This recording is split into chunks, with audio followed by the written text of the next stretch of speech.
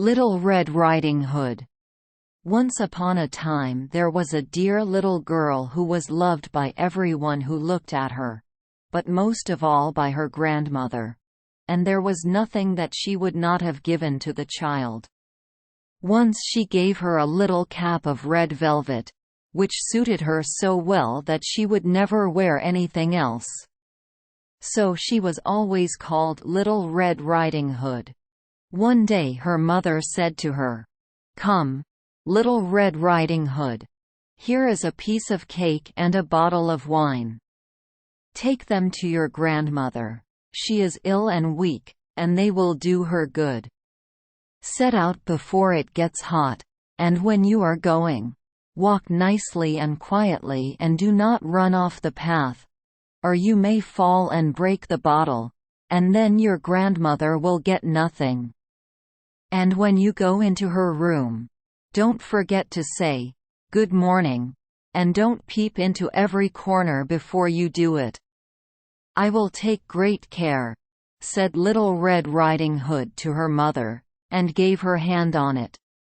The grandmother lived out in the wood, half a league from the village, and just as Little Red Riding Hood entered the wood, a wolf met her. Little Red Riding Hood did not know what a wicked creature he was, and was not at all afraid of him. "Good day, Little Red Riding Hood," said he. "Thank you kindly, wolf. Whither away so early, Little Red Riding Hood?" "To my grandmother's." "What have you got in your apron?" "Cake and wine. Yesterday was baking day, so poor sick grandmother is to have something good, to make her stronger." "Where does your grandmother live, Little Red Riding Hood?" "A good quarter of a league farther on in the wood. Her house stands under the 3 large oak trees, the nut trees are just below." "You surely must know it," replied Little Red Riding Hood. The wolf thought to himself, "What a tender young creature! What a nice plump mouthful! She will be better to eat than the old woman. I must act craftily, so as to catch both." So he walked for a short time by the side of Little Red Riding Hood, and then he said, "See, Little Red Riding Hood, how pretty the flowers are about here. Why do you not look round? I believe, too, that you do not hear how sweetly the little birds are singing. You walk gravely along as if you were going to school, while everything else out here in the wood is merry." Little Red Riding Hood raised her eyes, and when she saw the sunbeams dancing here and there through the trees, and pretty flowers growing everywhere, she thought, "Suppose I take grandmother a fresh nosegay? That would please her too. It is so early in the day that I shall still get there in good time."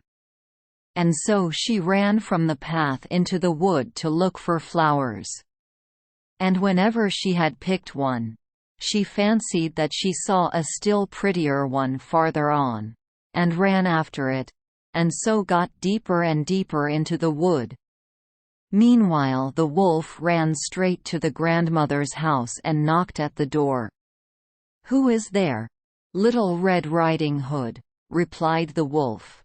"She is bringing cake and wine." "Open the door. Lift the latch," called out the grandmother. "I am too weak, and cannot get up." The wolf lifted the latch, the door sprang open, and without saying a word he went straight to the grandmother's bed, and devoured her. Then he put on her clothes, dressed himself in her cap, laid himself in bed and drew the curtains. Little Red Riding Hood, however, had been running about picking flowers, and when she had gathered so many that she could carry no more, she remembered her grandmother, and set out on the way to her. She was surprised to find the cottage door standing open, and when she went into the room, she had such a strange feeling that she said to herself, "Oh dear! How uneasy I feel today! and at other times I like being with grandmother so much." She called out, "Good morning," but received no answer. So she went to the bed and drew back the curtains.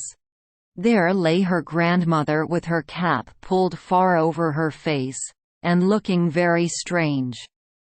"Oh, grandmother," she said, "what big ears you have." "The better to hear you with, my child," was the reply. "But, grandmother, what big eyes you have," she said. "The better to see you with, my dear." "But, grandmother, what large hands you have." "The better to hug you with." "Oh, but, grandmother, what a terrible big mouth you have." "The better to eat you with." And scarcely had the wolf said this, than with one bound he was out of bed and swallowed up Little Red Riding Hood. When the wolf had appeased his appetite, he lay down again in the bed, fell asleep and began to snore very loud. The huntsman was just passing the house, and thought to himself, "How the old woman is snoring! I must just see if she wants anything." So he went into the room, and when he came to the bed, he saw that the wolf was lying in it. "Do I find you here, you old sinner?" said he. "I have long sought you."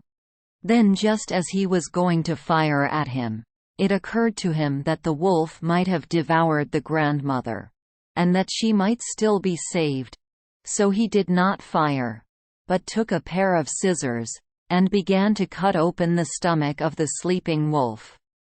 When he had made 2 snips, he saw the Little Red Riding Hood shining, and then he made 2 snips more, and the little girl sprang out, crying, "Ah, how frightened I have been!" How dark it was inside the wolf! And after that the aged grandmother came out alive also, but scarcely able to breathe. Little Red Riding Hood, however, quickly fetched great stones with which they filled the wolf's belly, and when he awoke, he wanted to run away, but the stones were so heavy that he collapsed at once, and fell dead. Then all 3 were delighted. The huntsman drew off the wolf's skin and went home with it. The grandmother ate the cake and drank the wine which Little Red Riding Hood had brought, and revived. But Little Red Riding Hood thought to herself, "As long as I live, I will never by myself leave the path, to run into the wood, when my mother has forbidden me to do so." It is also related that once when Little Red Riding Hood was again taking cakes to the old grandmother, another wolf spoke to her, and tried to entice her from the path. Little Red Riding Hood, however, was on her guard, and went straight forward on her way, and told her grandmother that she had met the wolf, and that he had said good morning to her, but with such a wicked look in his eyes, that if they had not been on the public road she was certain he would have eaten her up. "Well," said the grandmother, "we will shut the door, that he may not come in." Soon afterwards the wolf knocked, and cried, "Open the door, grandmother. I am Little Red Riding Hood, and am bringing you some cakes." But they did not speak, or open the door, so the grey beard stole twice or thrice round the house, and at last jumped on the roof, intending to wait until Little Red Riding Hood went home in the evening, and then to steal after her and devour her in the darkness. But the grandmother saw what was in his thoughts. In front of the house was a great stone trough, so she said to the child, "Take the pail, Little Red Riding Hood. I made some sausages yesterday, so carry the water in which I boiled them to the trough." Little Red Riding Hood carried until the great trough was quite full. Then the smell of the sausages reached the wolf, and he sniffed and peeped down, and at last stretched out his neck so far that he could no longer keep his footing and began to slip, and slipped down from the roof straight into the great trough, and was drowned. But Little Red Riding Hood went joyously home, and no one ever did anything to harm her again.